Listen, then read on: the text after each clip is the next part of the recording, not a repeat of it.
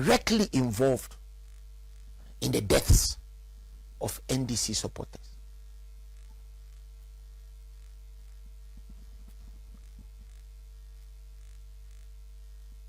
He has interpreted the mandate that was given to him by the people of Asawase to mean that after that, he owed the NDC no allegiance. Therefore, it was okay to pass a finance minister whose record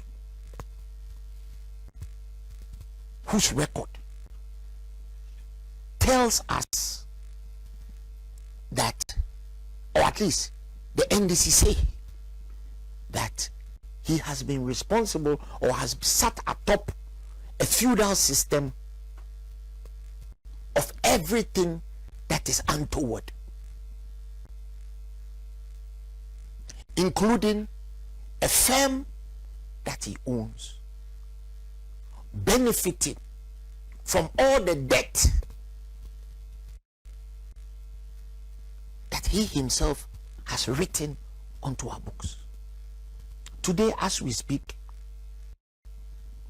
without amortization, we spend 91% of our earnings, grants and revenue on emoluments and debt financing, interest on debt. The amortization hasn't come. So, per the government's own words, and I didn't say it, it means that we are underwater. Because if you add amortization, it means zero, nothing. So how our government lives today is that we borrow.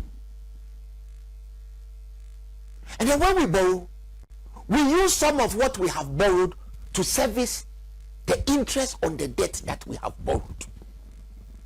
The latest amount of money we went to borrow, which was supposedly what, 3 billion, or was it 5 billion, something? We were told that it was zero coupon. Do you understand what zero coupon means? It means that we don't have money to make the repayments.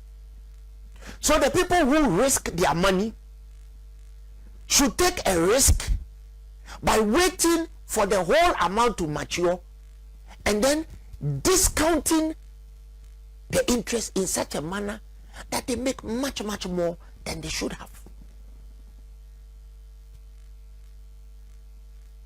Is that the way we really want to go?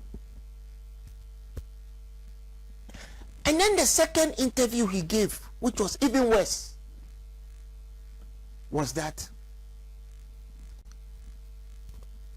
and I'm quoting him, every NPP ministerial appointee wanted to see him, was beating a path to his door, and he refused to meet them. And yet he approved them. What does that mean? What were they coming to see you to do? You see, sometimes we allow our subconscious to betray us. So sometimes one of the advice I will give my friends and brothers in parliament is that silence is golden. Be like the minority leader. Don't speak. What were they beating apart your door for? What were they coming? Were they Greeks bearing gifts? Or were they Trojans in wooden horses? What were they coming to do there? Senna, the people who died during the last election, some of them 14-year-olds who were merely observing what was going on. They didn't have a right to vote. Some of them, I have watched an interview, one of the families whose wards died, said the girl who died didn't even tell them where she was going. They would have stopped there. Curiosity, 40-year-old, dead. Abbas Idrisu, Ablekuma Central. I knew that boy. And he was a boy, 22 years old. I knew him. Shot. Dead. And yet, our people think that the people who were responsible for this, the Interior Minister, the Minister of Defense, the National Security Minister, were all good to go. And you know, Abbas's sister is the women's organizer for the NDC in that area. His sister.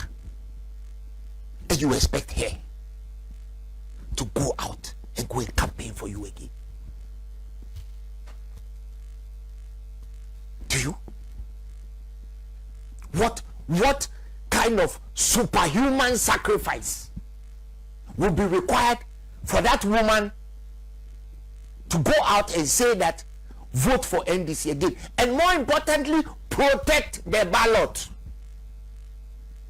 Protect the ballot. We have asked our people to protect our ballot boxes with their lives. Some of them have died. And we have said that the people who we should hold responsible for what happened, I'm not saying for one moment that they have even presented a different person for us to hold the government responsible. The people who were in charge at the helm of releasing those soldiers.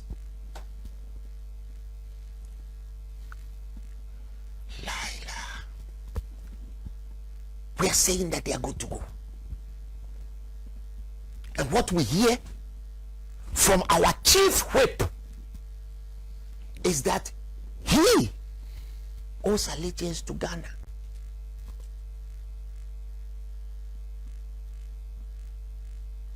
And if you owe allegiance to Ghana, the people who died, are they not Ghanaians? The young people who died, the people who died in Techiman South, we've all seen the videos. That young 14-year-old girl whose entrails had been spilled on a bed that we have all seen. Is she not a Ghanaian? Abbas Idrisu is not a Ghanaian. Do you know that even before a policeman or a soldier takes a gun from the armory and goes anywhere, do you know that it is actually logged? What type of weapon you took, how many bullets you have taken, how many magazines you have taken, and if you use it, you have to come and account. So somebody gave them the permission.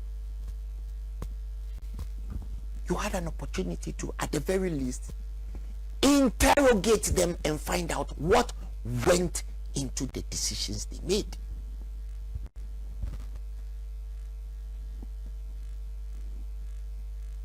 Ghana. Senna, people like you have been at Radio Gold since it was closed down. You are still there.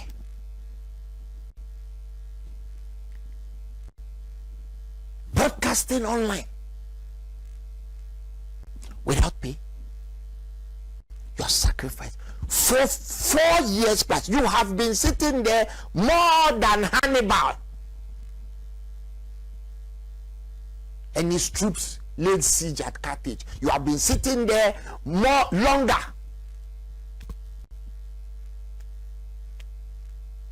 than the Greeks laid siege at the Battle of Thermopylae.